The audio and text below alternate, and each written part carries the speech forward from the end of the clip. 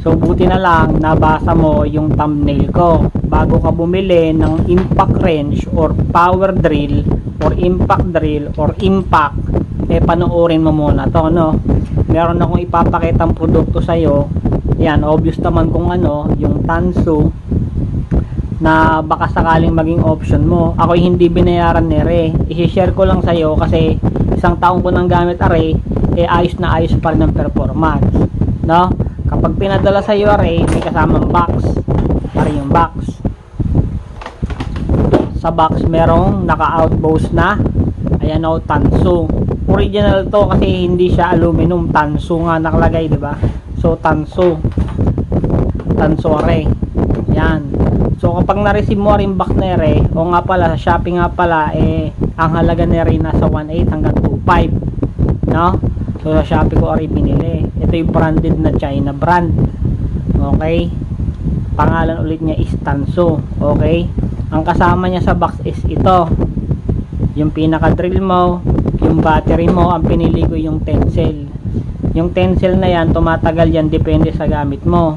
Kung tuloy-tuloy, siguro tatagal ang Tencel ng mga 2 hanggang 3 oras kung dire-diretso ang gamit mo. Pero ako, bira naman ako magbaklas, kaya yung Tencel na yan tumatagal sa akin ng ilang linggo hanggang 1 buwan, no? So ito siya.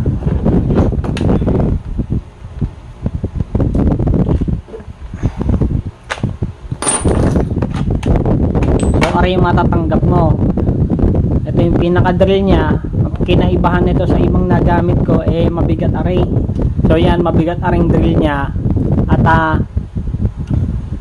ito ay meron din forward. Ayan, forward at saka backward, no? Para pagka maghihigpit o magluluwag ka ng tornilyo.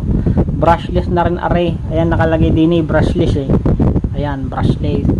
Okay, so ito kasama niya itong baterya Tencel. Ayan, kasama din niya. Makunat yung baterya na yan. Array, may kasama siyang 22. May kasama rin siyang 14. Aray, may kasama din siyang 19. May kasama rin siyang 17. May kasama rin siyang 18. May kasama rin siyang 12. 12 tsaka 21. Tas array, yung salpakan ng ewan ko kung anong tawag din basta ganyan diagonal yung shape niya. Salpakan ng mga ganari pang drill. May kasama din siyang pang drill. Array, yan, kasama niya yan. Kasama niya rin array, yan, kasama niya yan. Tapos siyempre may kasama siyang charger. Aring charger na array, fast charger. Sasalpak mo lang yan array. Tapos fast charger yan, wala pang 1 oras puno na yung baterya mo. Ayan. Tapos may kasama pa siyang array, yung maliliit na pantanggal ng bolt or nuts. Ayan. Kulang-kulang na nga.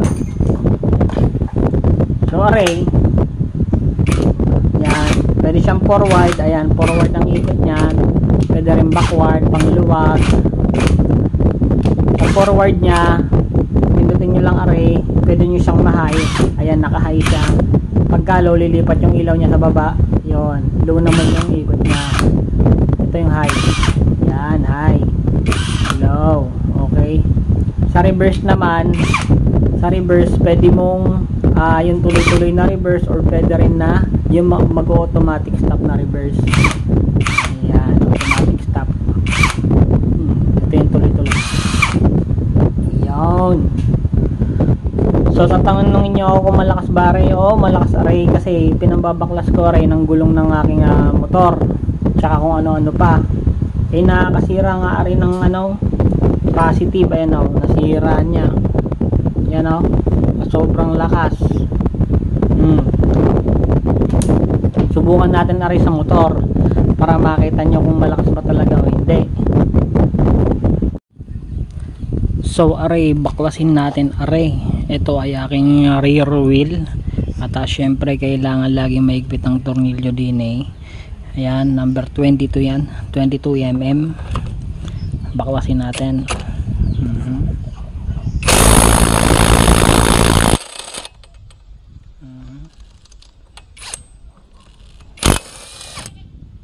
Mani.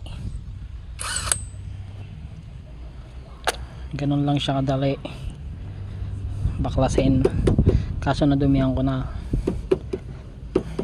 Taktak natin.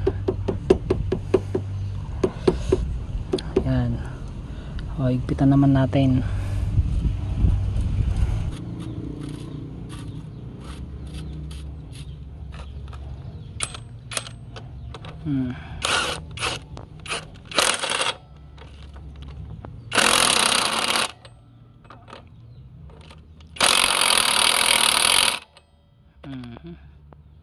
So yan, mahigpit na iyan.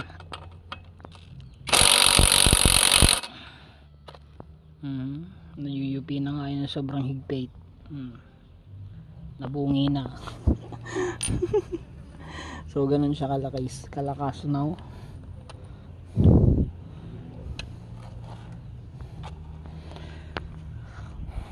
So yan, nakita nyo ng lakas ng tanso. Kaya kung naghahanap nga kayo, isa na to sa mga best option na mga bibili nyo sa market o kaya sa online, no? Tanso, ayan, 320 Newton ang kaya nito, brushless pa. Ayan tensel, kunat nyan, mag-iisang taon na ay yung ganda pa rin ng performance.